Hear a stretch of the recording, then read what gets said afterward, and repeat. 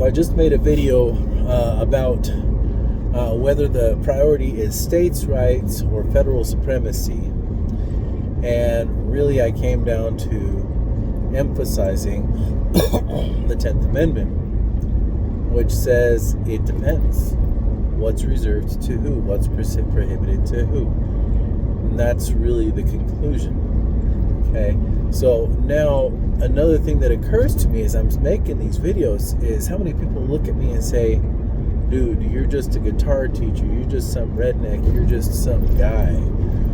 What qualifies you to comment on this stuff, even though you study the Constitution every day, the actual text of it every day, and the thoughts of Madison and Jefferson and Dallin H. Oaks and Ezra Taft Benson? What makes you qualified?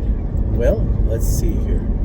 I believe it was Daniel Webster who said, the benefit of a written constitution is that, this is me paraphrasing of course, is that it serves to inform the people when their rights are being infringed or trampled or being, let's just go with infringed, they're being trespassed against. Okay, there's boundaries, there's lines. So there's this standard, once again, stay in your lane saying that people say. We've gotten overly accustomed to that. It's just a joke how specialized we've got. That is not natural in human history, and it has a real potential to backfire. And besides, I mean, like, people stop studying the Constitution for themselves, then the written Constitution ceases to serve its whole purpose. I'm blown away how many of these channels that I used to watch, guns rights channels, things like that, that used to just focus on watching what the Supreme Court's doing. This year, they're starting to talk more about the history of the actual writing of the Constitution and the whole purpose of it. It's on their minds, and it's going to keep happening. This is what we've been told would happen by prophets again and again. Let me talk about the lanes real quick here. President Oaks, one of the best talks you can study. One of the best talks you can study. Defending our divinely inspired Constitution. 5 principles, okay? First, the sovereignty of the people. So what's my lane? If I'm a citizen, it's sovereignty. Do I need to understand how it works? Yes. There's aspects where I give my consent. There's different ways of voting through the Electoral College, through voting for our legislatures is different from voting for the president, all that kind of stuff. Yes, it's important to understand that. But in the end, we are the sovereign, okay? And they should not trespass against the limitations. So the next principle that Dallin H. Oaks gave is the division of powers between the states and the federal government. States, stay in your lane, okay? Federal government, stay in your lane, okay? Okay, so that's 3 lanes so far. Then the next one, there's divisions of these lanes, okay? And the division of the federal government lane is divided into legislative, executive, and judicial. Legislative, stay in your lane. Executive, stay in your lane. Judicial, stop trying to declare what you know, what you think the supreme law of the land needs to be. That has never been your job. Your job is to resolve cases. And I would recommend people also look up his, this is a guest lecture, so it's not him declaring doctrine, but it's still really useful. Dallin H. Oaks talk at the University of Virginia called Going Forward with, what is it called? Equality or something like that. So it's a great talk given at the University of Virginia by Dallin H. Oaks. The Supreme Court isn't good for the legislative lawmaking process. As a matter of fact, it's a lane that's prohibited to them. Okay?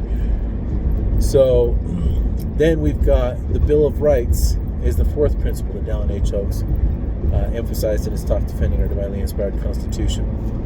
And that tells the federal government, especially, this is not your lane. Stay out of these things. You're not allowed to infringe on the Second Amendment. You're not allowed to infringe on speech.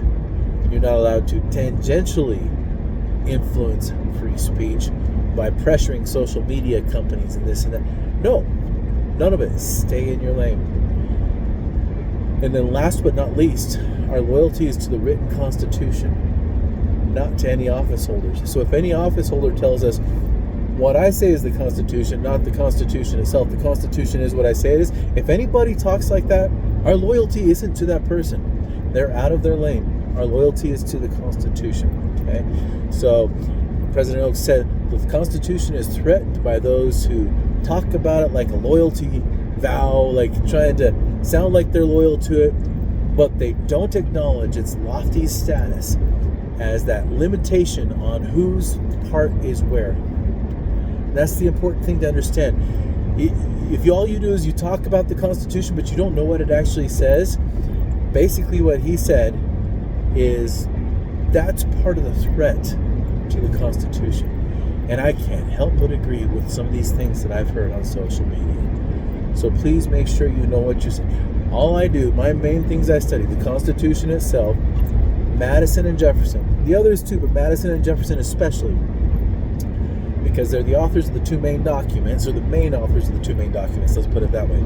And then also President Oaks and President Benson. There's no doubt both of them were timed out. Look, we are coming up on a 250-year anniversary of the Declaration of Independence. That's on people's mind. And who do we have as the prophet right now? And who did we have as the prophet at the bicentennial of the Constitution? Oh yeah, President Benson.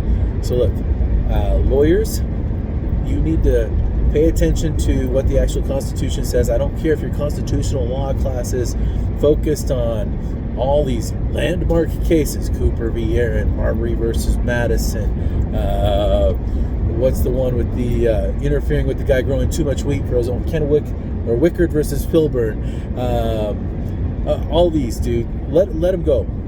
Those, read the Constitution, then go back and look at those cases, maybe if you want, but it's besides the point. Those cases aren't the Constitution. They just aren't. In the end, your loyalty, your oath, everybody's oath is to the Constitution. So stay in your lane. Your lane is the actual Constitution. No matter whatever you paid all those hundreds of thousands of dollars for in law school, I don't care, dude. Your hundreds of thousands of dollars in law school does not qualify those Supreme Court cases to be more important than the words of the Constitution. I don't give anything about your investment. In the end, whatever they taught you, if they taught you wrong, it's not my fault. The Constitution is the Constitution. Our loyalty is to the Constitution itself, not to any office holders. Stay in your lane. Your lane is the Constitution, not opinions. Okay? And so, once again, I'm going to reiterate Dallin H. Oaks' principles. And again, he says the threats to the Constitution are those people who pretend to be loyal to it, but don't pay attention to what its actual limitations and what it sets up. So, we the people are sovereign.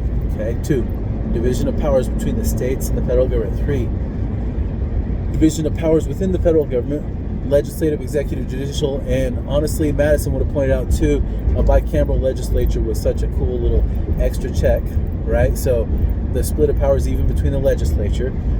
And then 4, the Bill of Rights, telling the federal government, whatever you do, don't even think about kind of touching these things.